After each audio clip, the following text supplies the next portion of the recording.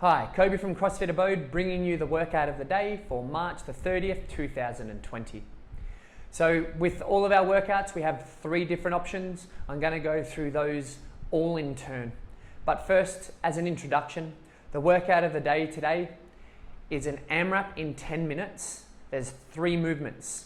There is then a 1-minute rest at the end of that 10-minute AMRAP, and we then complete a last piece that is for time.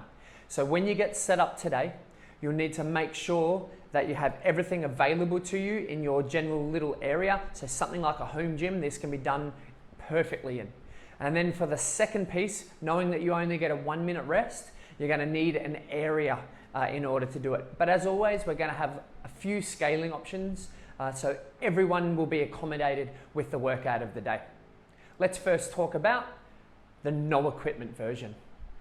The no equipment version today is an AMRAP in 10 minutes, so as many rounds as possible in 10 minutes.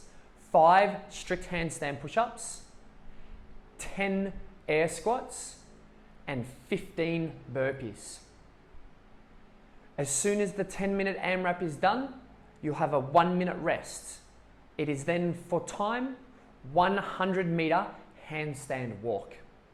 That is the no equipment version. Let's now talk about the limited equipment version. For the limited equipment version today, it is an AMRAP in 10 minutes of 5 strict handstand push-ups, 10 odd object squats, and 15 burpees. 1-minute rest, then for time, 100-meter handstand walk. That's if we have limited equipment, so if you have available maybe a barbell and that is it, or a kettlebell or a dumbbell, or even some odd objects that you have made yourself, a Besser block, an esky full of equipment, whatever it is, that is your limited version option. For the full version today, or the full equipment version today, we have an AMRAP in 10 minutes of 5 strict handstand push-ups, 10 front squats at 50 kilos for the guys, 35 kilos for the ladies, RXD, 15 lateral burpees over your barbell. 1-minute rest, finishing with a 100-meter handstand walk for time. They're the 3 versions for today. Let's now have a look at all of those movements and all of the scaling options we have available. Movement 1 is the strict handstand push-up. Let's have a talk about the points of performance with the strict handstand push-up. Firstly, we need to have our hands approximately shoulder width apart. Another thing we need to focus on is maintaining our midline, so we keep that nice tight position throughout our body. We start with the elbows fully locked out.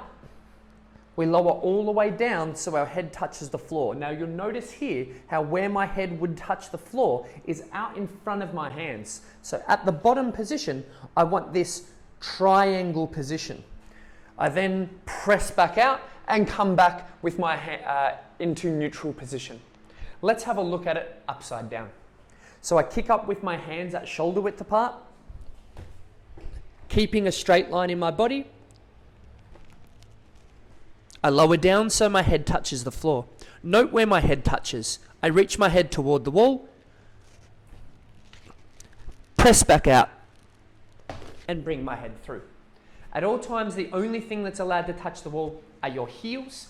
Everything else must stay in that strong position.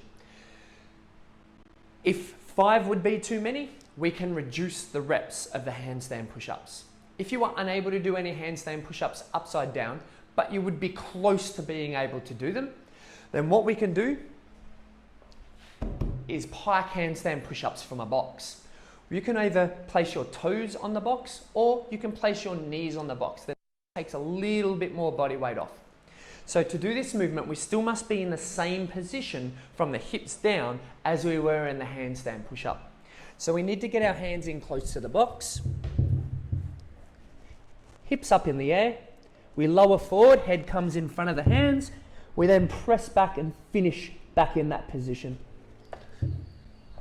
That is scaling option number 1 for the strict handstand push-ups. Scaling option number 2 is a regular push-up. With a regular push-up, we have a straight line in the body,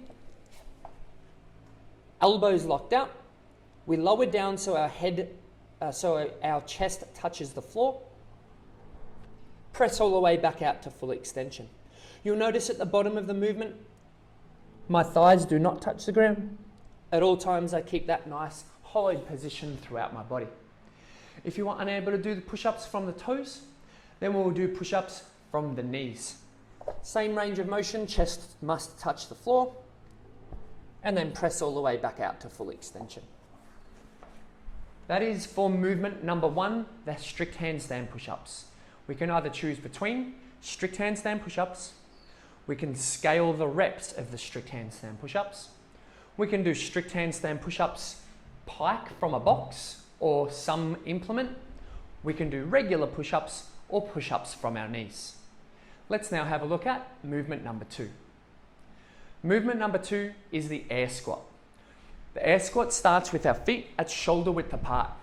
At all times, we must keep our feet flat on the floor or weight in the heels. We must always drive our knees out to track in line with our toes and keep our chest up nice and tall. The range of motion starts with hips and knees extended at the top. We send our hips back and lower down so the crease of the hip passes below the knee. Or thighs pass parallel. Crease of the hip here, knee here, thighs pass parallel. We must always stand up to full extension with our shoulders back over our heels. Let's have a look at a couple of reps. Let's have a look from this angle first. Watch my knees, they drive out to track in line with my toes and I stand up nice and tall. For today, if you have any odd objects available to you, then what we can use is something like a wall ball or a kettlebell or a dumbbell. You can use something like an esky, which is what we're going to use today. So with the esky, you can fill it with bottles of water, something that if you did drop it or anything like that, it's not going to break. With the odd object, we're going to hold it out in front. You can cradle it whatever way is suitable for you, as long as it's on the front of the body. Again, feet are shoulder width apart. We send our hips back, hip crease come below the knee and stand up nice and tall. So no matter what implement you have, you cradle it out at the front of the chest. And finally, if you have access to full equipment, today we're going to use the barbell.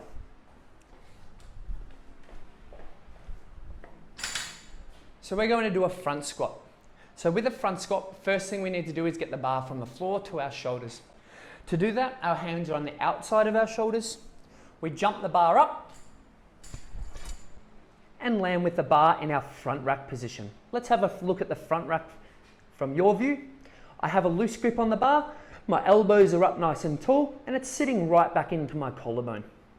From there, my feet are shoulder width apart, keeping my elbows tall.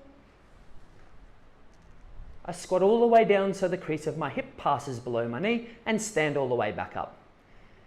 Just be careful with this one. Don't go dumping your weights around and putting holes in your garage wall. Make sure you keep control of your weight at all times. The weight for that is 50 kilos for the guys and 35 kilos for the ladies. It needs to be a weight though that you could do 10 in a row every single round. So it's probably something you could do about 20 reps in a row for. So when you're deciding on the weight, make sure that you would be able to achieve that. That's it for movement number 2. Let's have a look at movement number 3. Movement number 3 is a burpee. For a burpee, we need to touch the chest and the thighs down to the floor. We then need to jump up with our feet clearing the floor and clapping the hands above our head. To be efficient with the burpee, we want to place our hands down first. We then want to jump back in one fluent motion until we're laying on the floor. From there, our hips drive to the roof, feet towards the hands, and then we jump up, clap our hands above our head. Scaling for this movement, we can step back, lay down on the ground by use of our knees and stand back up. For our full equipment version, we're going to do a lateral burpee over the bar. So you will use your barbell, you'll be on one side of the barbell, chest and thighs will touch the floor. We then jump up and then perform a lateral 2-foot takeoff onto the other side of the bar, and that is 1 rep. That is our third movement, handstand walk. So for the handstand walk, measure out 10 meters. You're going to do 10 laps of a 10-meter course. Just no required minimum distance. So wherever you come down, you must put your hands down at the place where you came down. Also, whenever you kick up behind the line, you must have your hands completely behind the line in order for you to kick up. So my line is going to be the edge of the building here. From there, I'm going to kick up and I'm going to walk forwards. Once I reach over my 10-meter line with both hands, then I can come down. Scaling for the handstand walk is going to be a bear crawl. Now I want you to focus on mimicking the handstand walk as best you can with the bear crawl. So that means we're going to get our hips up really high. We're going to drive our hands down into the ground and our head between our hands. Both the same arm and the same leg move. Once your body's completely over your line, and you can turn around and go back in the other direction. Same deal, 100 meters for the bear crawl as well. Let's now have a look at all of the scaling options that can be done indoors for our handstand walking. Right, so the first scaling down from handstand walking, this would be if you can get a meter or two out of handstand walking, or you're close, but you can't quite do handstand walking, or you can do handstand walking, but you don't have access to outdoors right at this time. All right, so shoulder taps. At all times, we need to be pressing down into the floor, keeping our belly tight. So we engage the lats and press into the floor at all times. This is really important. Now, if you're trying to kick up onto the wall for the first time, this is the number one thing you need to focus on. Tight body position and pressing down into the floor at all times. Once we've pressed down into the floor and we've found our position upside down, we can then start by lifting one hand off the floor, getting up as high as we can. Once we get confident, we can then aim to touch the opposite shoulder. That is the first scaling option down from handstand walking to be done indoors. With that one, we can accumulate 100 shoulder taps.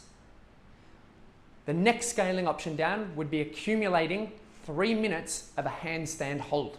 Now you can do that as I did just then, kick up onto the wall, again focusing on pressing down into the floor and belly tight. We can do it as a wall walk hold, so we lay down on the floor and we wall walk up as high as we comfortably can, again keeping that belly and glutes squeezed and tight.